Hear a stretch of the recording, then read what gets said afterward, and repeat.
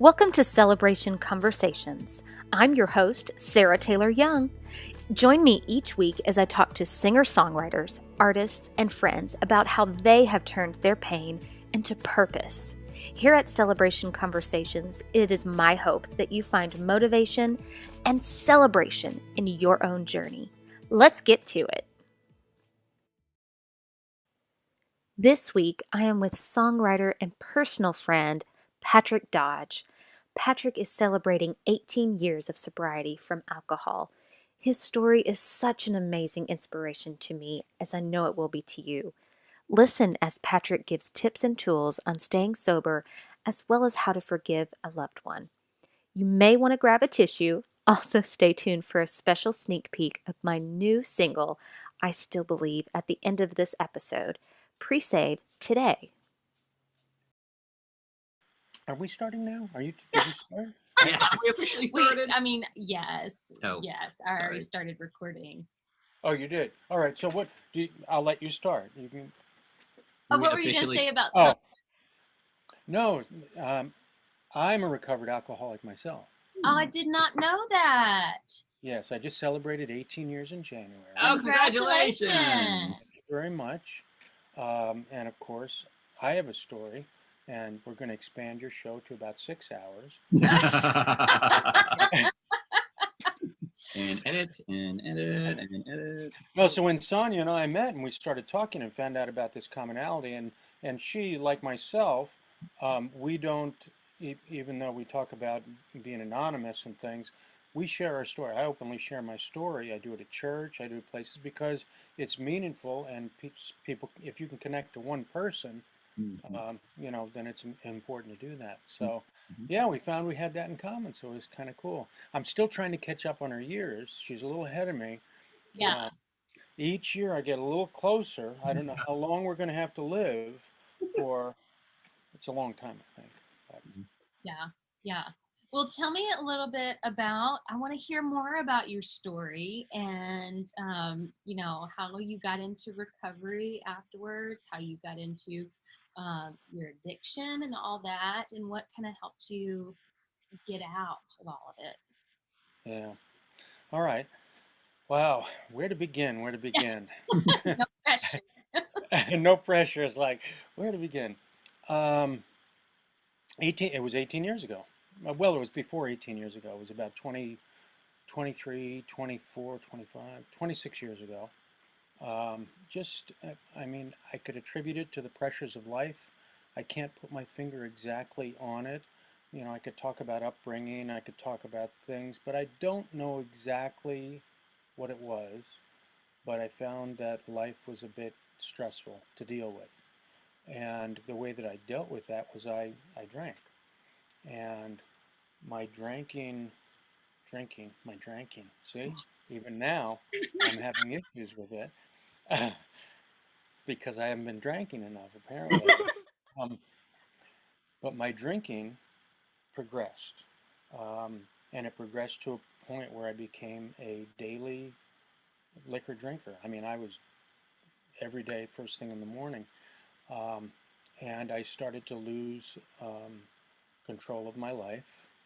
And eventually that turned into me leaving my family. I left my 2 kids and my wife.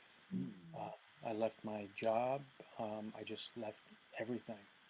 And it's, it's not funny, but every single day I live with that and that decision that was made, and it creates a knot in my stomach, a physical knot in my stomach for when I look back on that. So it was, there was a good 4, 5, 6, 7 years in there where I was just completely lost individual. And during the whole time, my wife, who happens to be upstairs right now, because we're back together. Oh yeah, and that's the gold part of the story. That's the incredible part of the story. But through this whole thing, my wife was my biggest supporter. So you cry. Like, this is an amazing story. Well, as I went through this horrendous period of time and tried to live 2 lives and tried to still see my kids, and I was a mess. And um, during the whole time, I was just. It's interesting what, in my case at least, that um, I knew I wanted help and needed help, and I would do. I mean, I carried bottles around in the car with me all the time, and I would speed, and I would try to get pulled over by the police with the hopes that they'd grab me and lock me away and put an end. It would just be like, let's make this over. That never happened. Mm. Um, but my wife Lynn was there. I could call her at any time. She would be there. I mean, I left this woman with two kids to raise, but she would be there for me no matter what I needed, no matter what the situation was, no matter the hour, the day, it didn't matter. And one day when I was here, she actually trusted me with the kids at one point because she had to take a trip. So I was actually here in this house. And of course, I'd been drinking all day and doing things. And there was this, and I don't know if you've ever heard of this or if Sonia even mentioned this, there was a moment of clarity. Yeah. And during that moment, everything was just totally clear. And the clarity was this: it was, you can stop or you can die. That's what it was. Mhm. It was just that clear. And at that moment, I was completely, totally sober. And the first thing I did was call Lynn out on the West Coast. And she talked me through that evening. She stayed on the phone with me. She talked me through the evening. She talked me through getting rid of all the alcohol in the house. Um, I mean, she was just there for me 1,000%. Um, and the very next day, I hit AA meetings. Now, I was working in the city. Believe it or not, I was actually had a job. But I was working in the city, and I was commuting back and forth. So um, did a lot of meetings there are a lot of great meetings in the city, a lot of great sobriety in the city, a lot of heavy duty stuff there too. It isn't just drinking and that. I mean, a lot of heroin. There was just a lot of everything there. And you would see people that have had 25, 30 years sober that would come in one day and said, I don't know what happened, but I started using again. And it scared the crap right out of you because there you're sitting there, you've got maybe 20 days, 90 days, 30 days, whatever it is. It's like, holy cow, there's somebody that's got 25 years and they're, so you realized how precious it was and how much you had to protect it. Mhm. So I started, I went to every meeting that I possibly could. I was living with my dad at that point in time. I didn't have anything. I'm a 40, I was 44, 45. Went back home to live with my dad. He was taking care of me. He was feeding me while he did all of these things. And eventually, I got myself back together and got sober.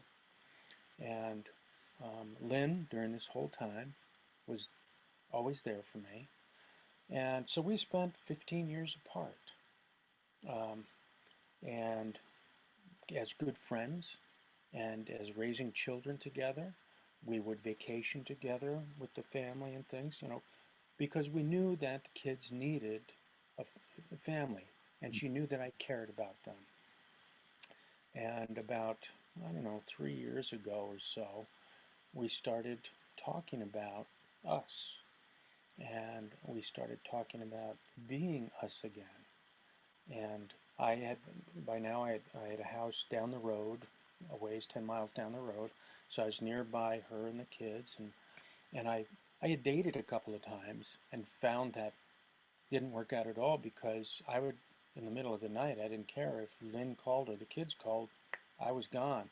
And for some reason, other people can't, it's hard to have a relationship when you're not there. You're not there. Mhm. Um, so once I get past those things, Lynn and I, through talking, we were we said, you know what? We are really good friends. We've known each other for, oh man, we've known each other for since we're in seventh grade. Wow. So we have known each other a long, long time. And so we talked and we said, well, why don't we try to be together? and we kind of, hung out together a bit and did things. And then finally, I sold my house, and it was 2 years ago, December 26th, when the house closed, that I moved into this house. Now, we didn't, you know, we weren't instantly a couple. We knew we had to work things, slowly. Mhm. But over the last 2 years, we have grown to love each other again, to care for each other again, and to be a couple. And it's an incredible story because I attribute it so much to Lynn teaching me about forgiveness. Um, what she had to, it's always, there's always two people, or there's always, everybody has their things, but Lynn carried the bulk of, of, of things, and she taught me how to forgive and be able to move past that and be able to accept me back again as the person that I had now become, not the person that I was. And because when I meet people now that have not, that didn't know me, and I tell the story, they can't believe that I was Yeah. Yeah. That's that, I was going to say that about us. Mhm. that person. Yeah. And Lynn brought me back into the church, her church that she grew up in, that we got married in, that I then disappeared from. Mhm. Um, so she brought me back into the church and singing in the choir again. And I became the lay leader at two churches. And that started the music piece again for me about 6, 7 years ago, because I was a writer and was going to Nashville back when I was 20, 23, 24 years old. But it's really hard to keep all that together when you are an active alcoholic. Mhm. Mhm. Um, so 6 years ago, back in the church, and I started doing Christian music, and I was the summer program when the choir was off. And then I started writing Christian music. That's how I got back into music. Um, Always loved music. I mean, always played guitar, always did things. But that part of getting back into the church, coupled with Lynn and I getting back together, I mean, that just kind of solidified things. I knew I still had barriers to go. My kids, of course, have to have some kind of baggage, that they need to deal with. So I've always been open with them about, if you need to say things to me and you need to talk to me, that's fine. You need to do that. And there, one was a little more talkative, one was a little less talkative, and periodically things come up like, we'll be talking and something about truth or whatever, and they said, "Oh man, you were just such a liar, Dad. You just lied all the time." I said, "What? Really?" He said, "Oh yeah." And you would yell at us, and I did what? And all of these things that I didn't even realize or remember, Mhm. that they're telling me about, that just like, I mean, it just tears you apart. But you have to accept that because that's what it was. That was their reality. But to be able to grow the family back together again, and now my youngest daughter is pregnant, and Told me Oh. about that recently. yeah, so we've got a little boy on the way. His name is Carter Patrick Danger Byron. Is that great? Yeah. Uh, our older daughter Lindsay and her fiance, they're like, "Oh, his name has to be Danger." I'm like, "What do you mean? You're going to call it that Danger?" They said, "Oh yeah, it's Danger." So now I have a daughter and her husband who are moving from Arizona to Maryland so that they'll be closer, and she's looking forward to me being a grandfather to that child, and she's actually looking forward to me doing a lot of babysitting as well.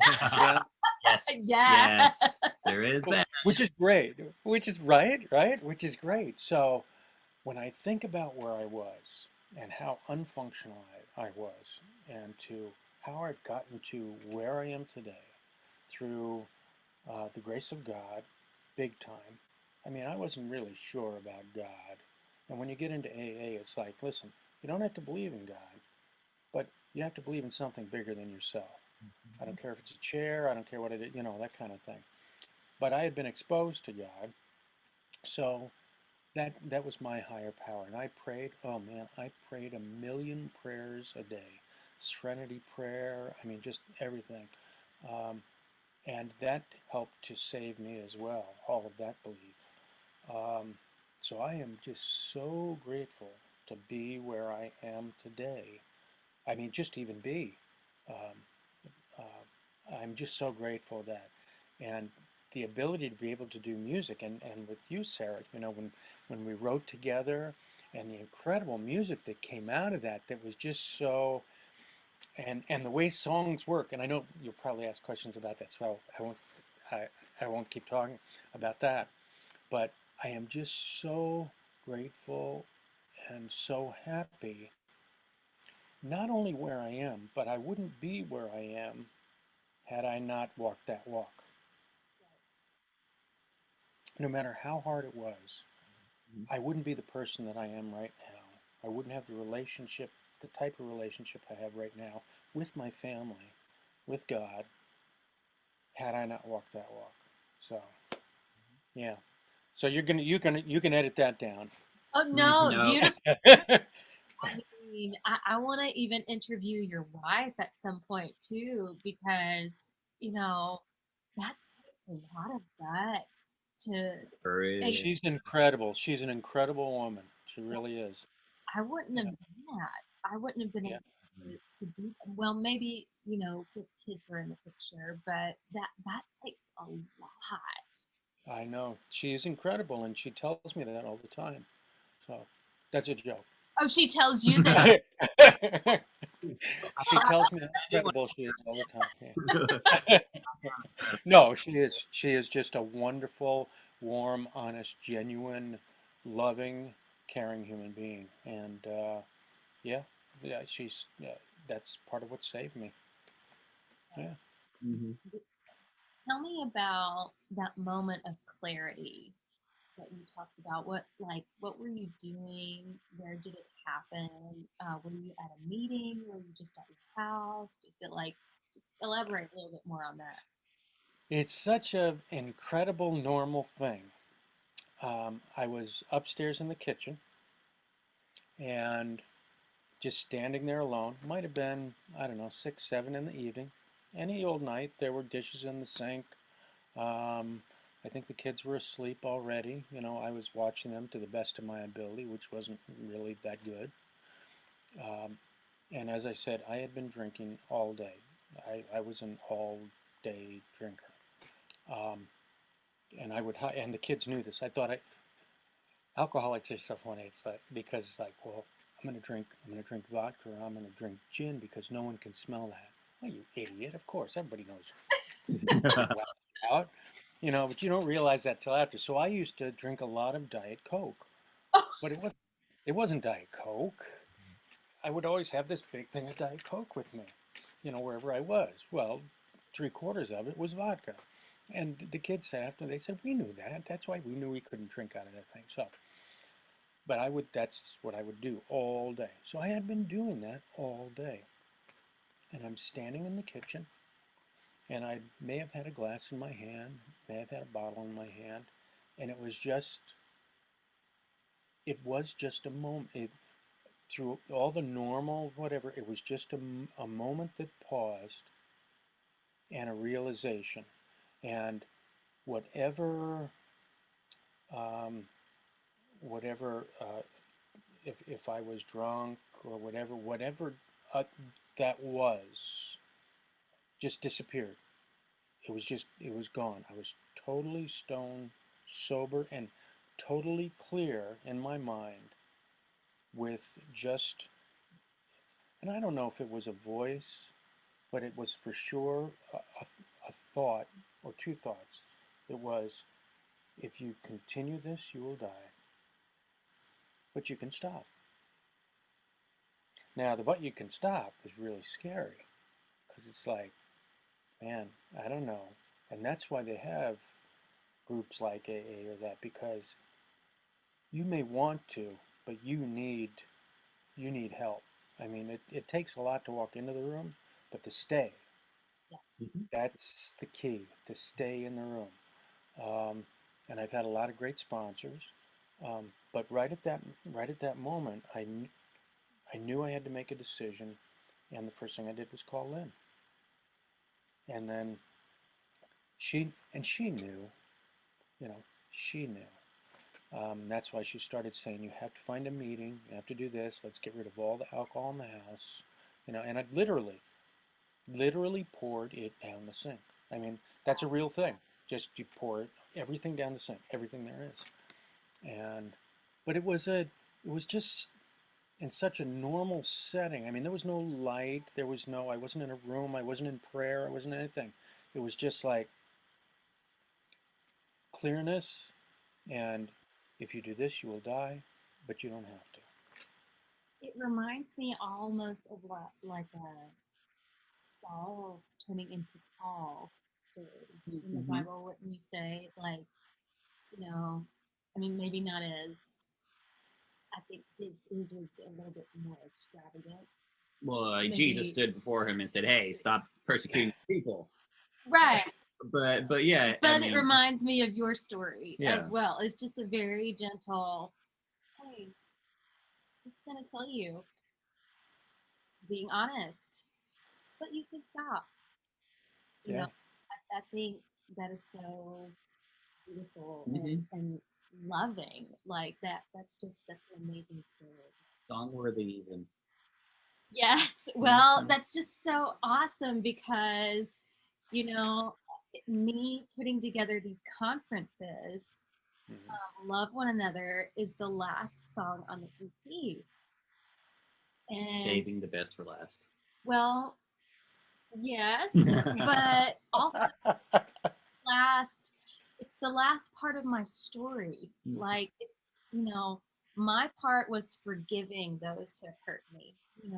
You're kind of on the other side. um and I want to teach about how it's even freeing forgiving people and letting people go. And this Love One Another, that was the last song, and that's the last step, it feels like, in recovery for me in my story, because I didn't want to forgive, I didn't want to let go, because then I still had control. And once I just kind of released that, and I said, God, you do with it what you will. I'm going to love these people regardless, the best way I can. That's when I really started walking in freedom. And that is so crazy because you didn't know that was going to be the last song on the EP. I didn't know that was going to be the last song on the EP too. So it's just crazy how God works like that. And we're sitting here talking today. So Things happen for a reason. And forgiveness is it's an interesting thing, because forgiveness isn't about the other person. right, yeah. Forgiveness is about you. And releasing that and letting that go so that you don't have to carry that burden anymore.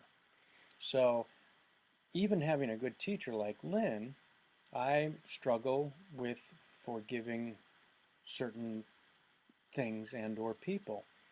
And it is a constant struggle to do that, because you want to hold on to that for whatever reason it might be. And letting that go and giving that up is the most freeing thing that you could do.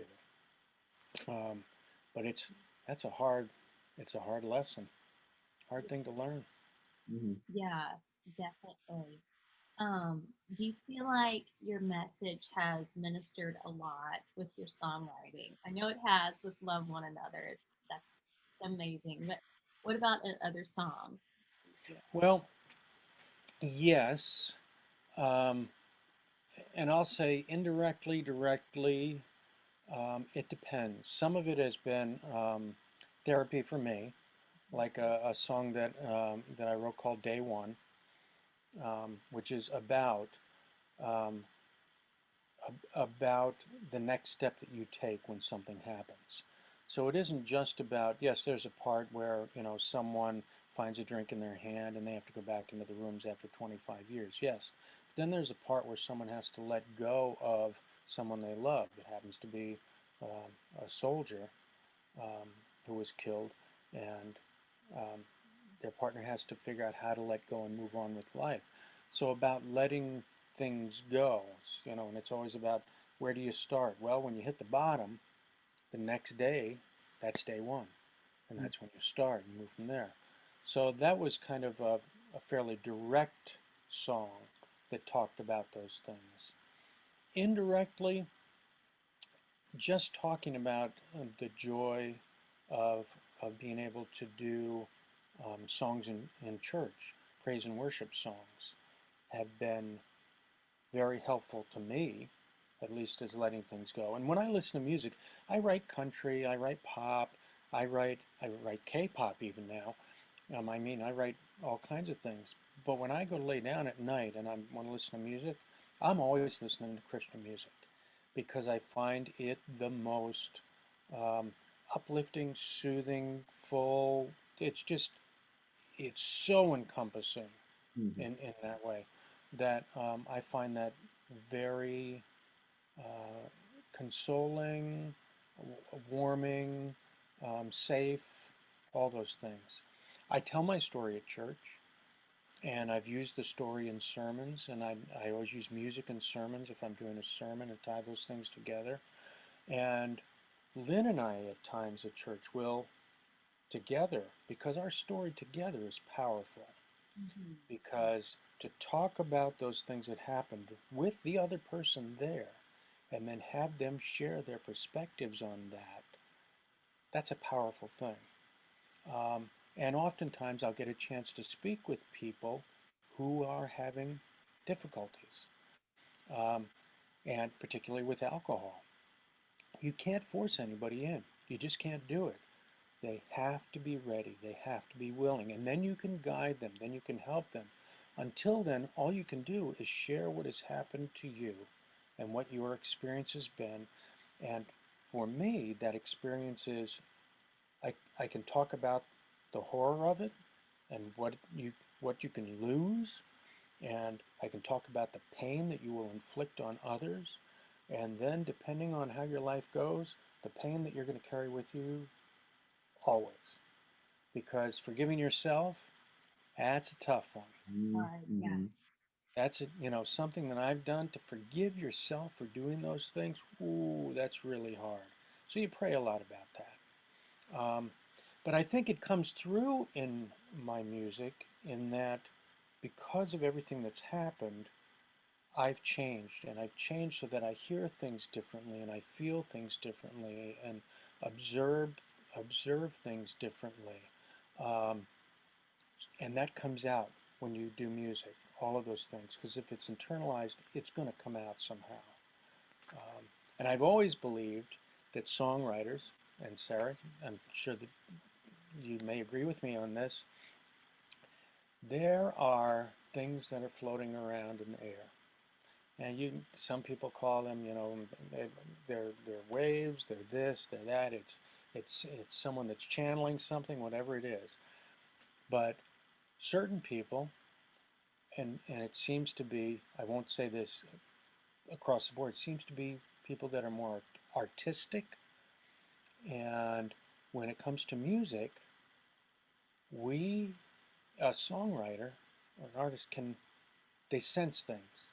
And they sense those things, and they're able to take those things that they sense and they can channel them through in song, in art, in poetry, in dance, whatever it might be.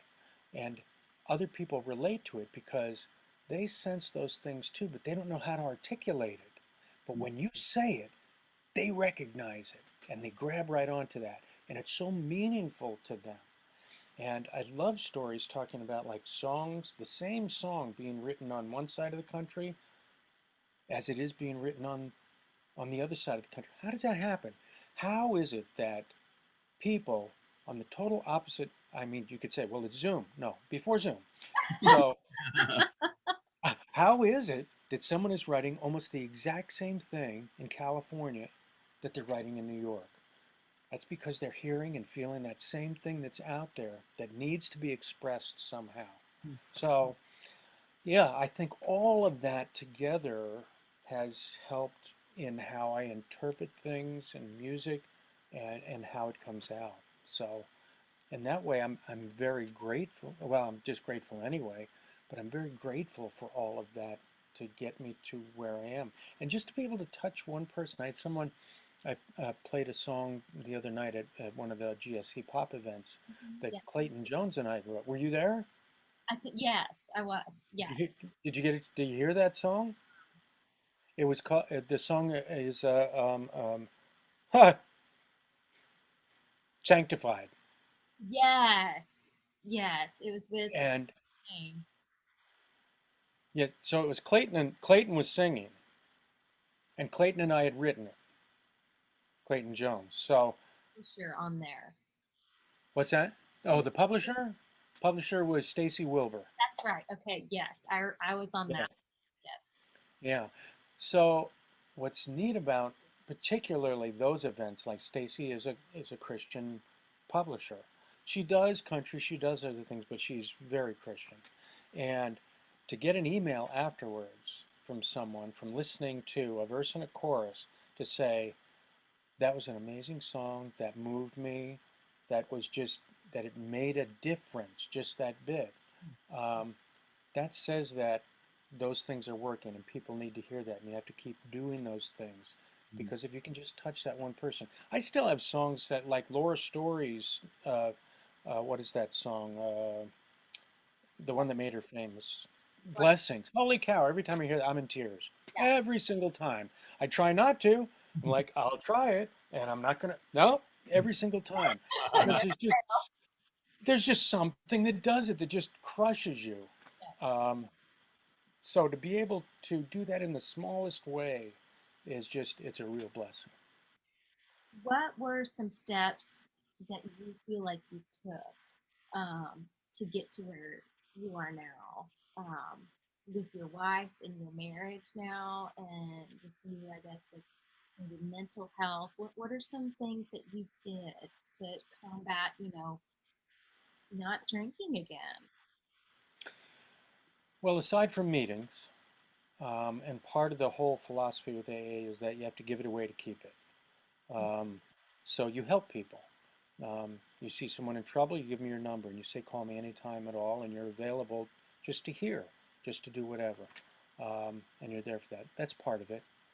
Um, the other part is communicating and being willing to hear whatever it is you need to hear, um, that someone else has to say, and keeping that going.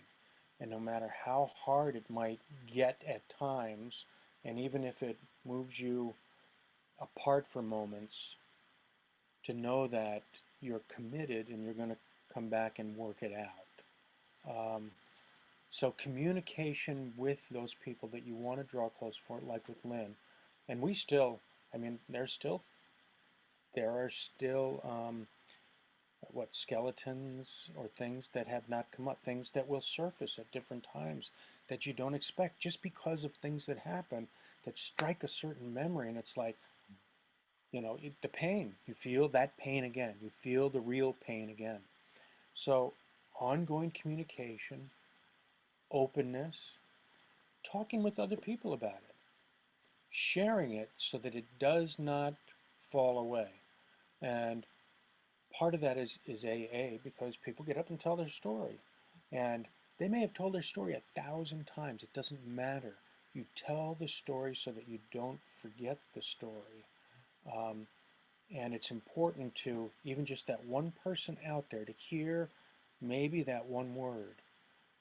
And maybe they've heard you talk 100 times, and suddenly, on day 98 of their sobriety, oh, I get that now.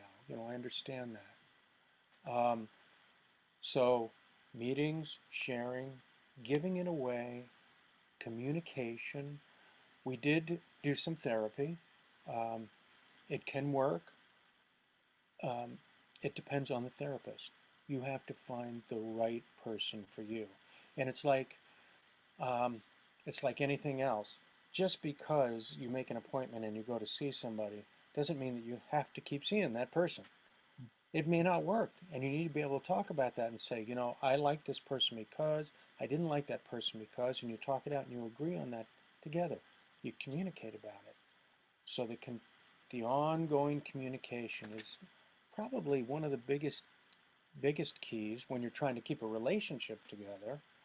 Kids, everything else. I talk with the kids 3, 4 times a day, and with FaceTime and all that, it's great. I mean, you can just do that. Um, but talking with Lynn every morning, we pray together before I go off to work. We talk about the things that are important to us. We talk about our days. When we come home, we make sure to have time together. Um, so those are some of the things that that we've done. There's always more, and it depends on each situation or each person.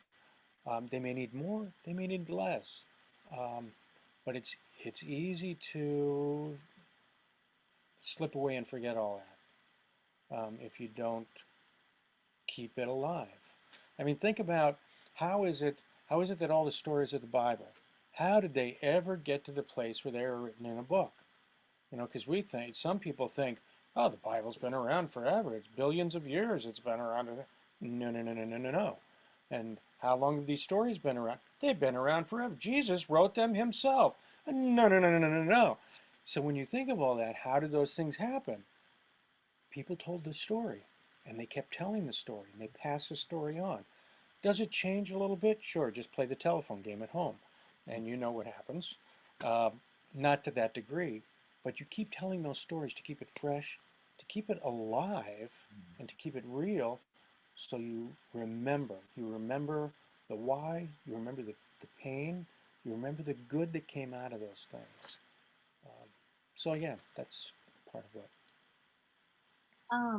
What would you say to someone who is struggling to maybe forgive an addict or forgive their loved one?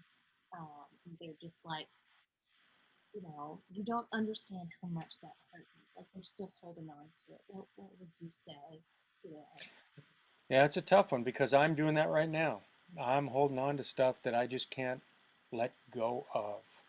Um, and you talk about all the things about forgiveness being for yourself and that it will help to ease the burden. But there's one thing to say that you forgive. It's another thing to actually internalize and forgive. And part of that, again, it's it's a dialogue. And the dialogue is probably, in that case, is more listening than it is even talking. Tell me about how you feel. Tell me about what happened. Tell me about what it is that's hurting you. And by getting that out and airing that out, and not just once, but time and time again, it tends to, I don't know that it lessens it, but it makes it easier to lift the burden off. Um, and and probably that's one of my things with well, not a thing with therapy, but I like to listen. I'll listen to people. And it's a very powerful tool to allow people to relieve themselves of burden, to allow them to convey and to, and it isn't just listening to the words, or things. It's like really listening to what they're saying and feeling what they're saying, and and and people can, and Sarah, I'm sure you're one of those people. You feel it. You when, I mean, you there's an empathic thing that happens that when someone's in pain, you feel that, and they see that you feel that, and that helps them as well.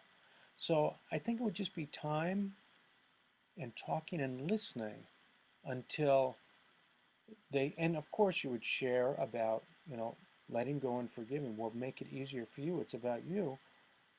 But once that idea is there and they understand it, you have to let them find it. And as they release and as they release and as they release, and it doesn't always work. Some people carry stuff with them forever, and that's just the way it is.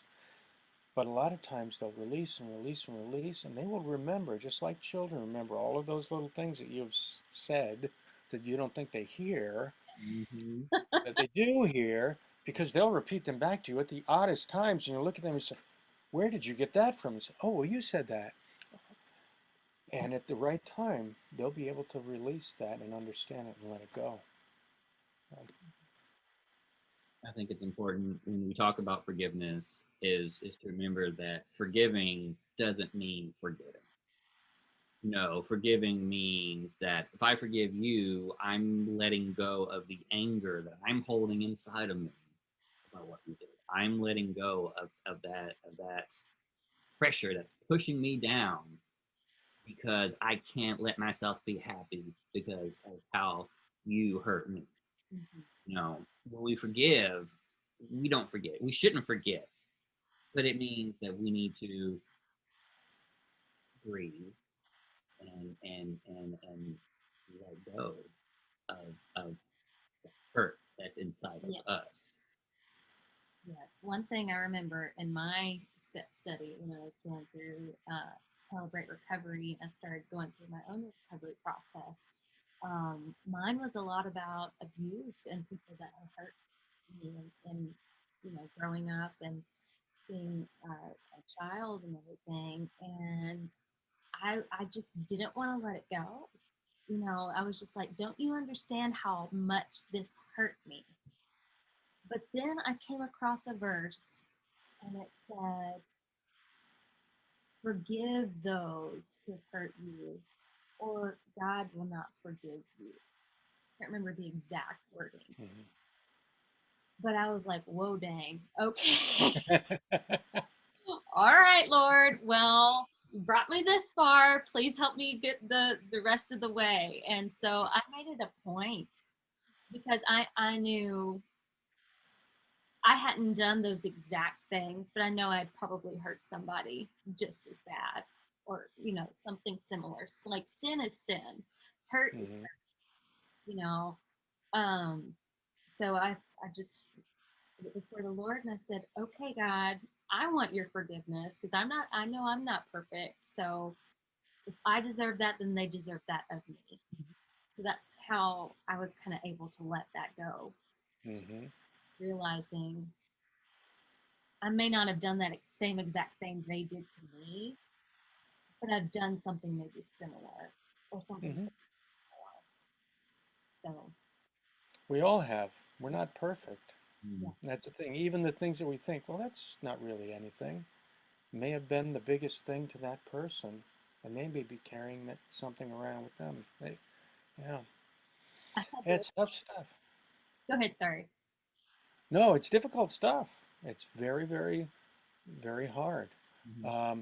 And in many cases, like in my case, the things that had happened so long ago that the person that did those things is not that person anymore. Mm-hmm. And that's just a product of age. Because of a product of aging, they are not that person at all.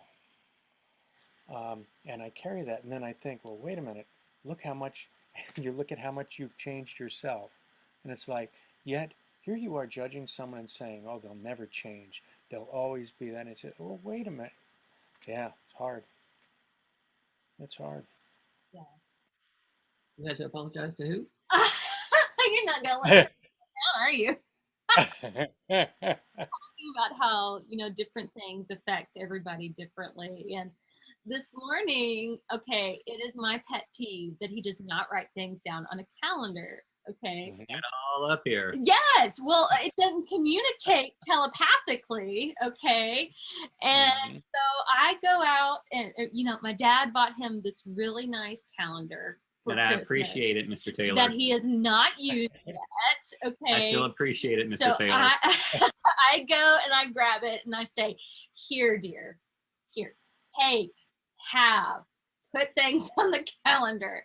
Well, at that point, he was trying to get ready for his day at work. You see, I have a morning routine. Yes. And I completely messed that up for him. I do a lot of things in the morning, and all my boxes get checked, and then we go out the door. And 10 minutes before we walk out the door, she's bringing the calendar to me. Hey, this is what we do. Write this down. This is what we do. Well, 15 minutes prior, you had said, oh, remember so-and-so is happening today. And I was like, okay, that does it. Like, here's Here's your calendar. Yes. Write it down.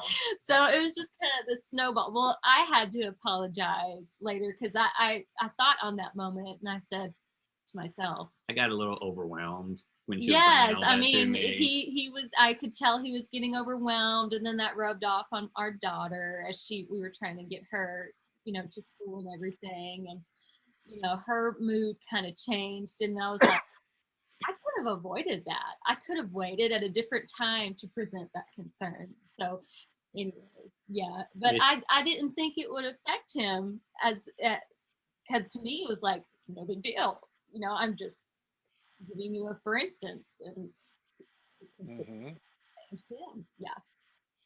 So is the calendar complete? Have you been using the calendar now? I wrote 2 things in it.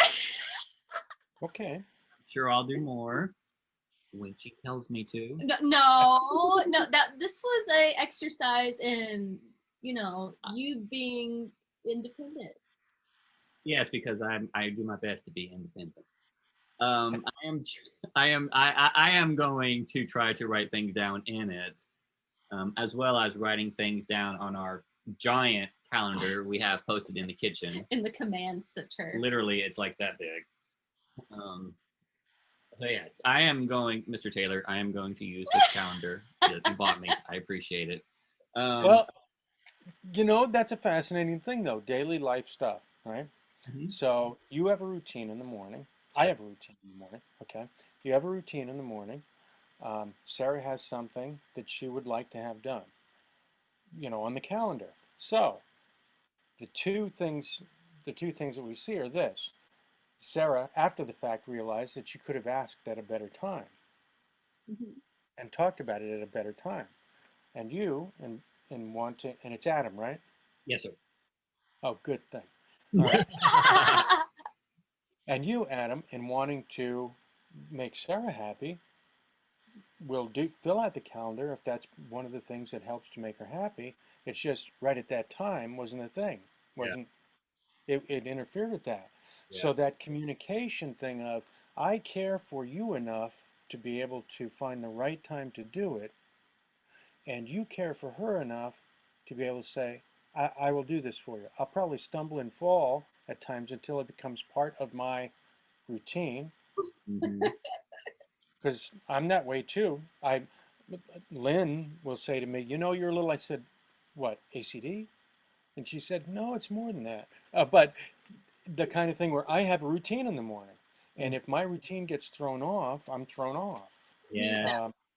But there are certain things that I know Lynn likes or wants, and I try to do those things for her because I care for her and I want to make things easy. And she wants to do the same for me.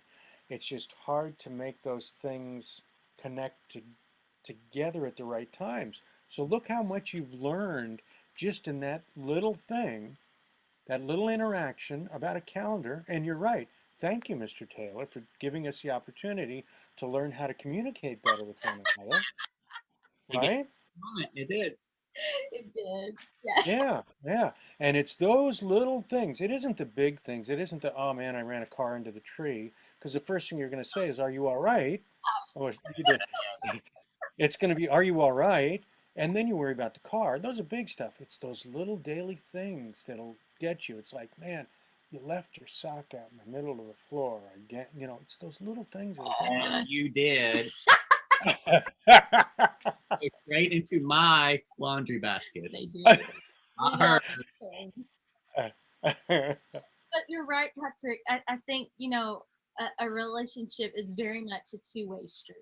Like you have to be, it's not a people-pleasing thing, but it's a thing to where I love you so much that I want X, Y, and Z. Or that I'm going to do X, Y, and Z because I want this to work and I want us to do that. Yeah, exactly right. A people-pleasing scenario. We know about that. I've also been a part of Celebrate Recovery and done the step study. I've greatly struggled with people-pleasing and codependency. So early in our marriage, I was very much codependent on her happiness and literally wanted to do nothing but please her. Yes, he has learned. Yes, I no longer get anxiety when she is mad at me, because I did. Boy, did I. Yeah. But I'm a long way in that, and knowing that if she's upset, I apologize. I try to fix it, but I have to breathe too. So I'm going to do my part in trying to fix it, but I'm going to give her the time to I guess forgive me. You know, It's a mutual respect. It's a two-way street. yes, it is. Sounds like you guys are making it work, and that's just, no, it's the whole thing of working together and caring enough uh, about each other to want to do that. Not because, oh, I have to do it because of this, but because you genuinely want to do that and not to go overboard to become the people pleaser, which is, congratulations to you. That is a tough one to slow back on because the guilt. It's like you start feeling guilty and anxiety about it because, oh, I didn't do that right, and you lose yourself. Yes. Yeah. So kudos to you guys. You're doing great. We got 8 years in counting. Welcome to my show. With Dr. Pat. Relationship advice with Dr. Pat. Oh, that's funny. Well, Patrick, thank you so much for being on and sharing your story. I've loved hearing it. And every time I listen to Love One Another, I'm going to think about our talk and everything. It's going to bring about a new light to the song. Yes, that is one of my favorite songs on her album. I love that. It is my favorite. I don't have a favorite. I love them all. Jewels. We will have to do this again and actually ask you the questions that we had written down. Oh yeah. But that's because it's great when it doesn't go according to schedule, or doesn't go according to plan. I can't tell you how many plans we have had. God comes out and says, "No, we're doing it my way because I'm the planner." I mean, 2020. Period. I don't even remember 2020. I'm just letting it go. Yeah. So way to go. Let it go. So yeah, no, definitely we should do this again and actually ask you, the questions we had. But I mean, thank you so much for opening up to us, letting us share your story to the masses, and God willing, it will touch other people and inspire other people. It's inspired me. I know it will. Yeah. It's such a beautiful story of not only of forgiveness, yes, but also redemption. Yes. One of my favorite stories. It's a book, movie, play. It's Christmas Carol. Oh yeah. And it's all about redemption. And it's wonderful to hear a real life modern story about someone who went through a bad thing and admittedly, saying, hey, I was messing my life up, but then came back and found forgiveness in those that he heard. So thank you, Patrick, for sharing that with us so much. Yes. I really appreciate that. Thank you for letting me be here. I enjoyed it very much, and I look forward to doing it again with the real questions. Yes. Well, I would love to interview your wife and you sometime. That I think sure. Fantastic. Oh yeah, I know she'd be into it. So. Yes. I do have repeat customers. Well, not customers. Repeat. He's paying for this? No, he's. I don't see that much. What are you doing? I do see repeat interviewees. I guess. Guests. Repeat Thank guests. you. That's a much better word. I would be happy to be a guest again. Well, thank you. Hey there! Don't go just yet. Be sure to check out Patrick's music at soundcloud.com/Patrick Dodge. Listen to a sneak peek of my new single available for streaming and purchase this Friday, February 12th. Be sure to hit submit to be notified of new episodes of Celebration Conversations every week. Show us some support by liking and sharing to inspire followers and friends alike. Follow me at syoungmusic at Instagram. I would love if you left a comment or a review about the episode. Without further ado, here is a special preview of my new single, I Still Believe. Include all I am to every promise. You'll never leave me, nor forsake me. So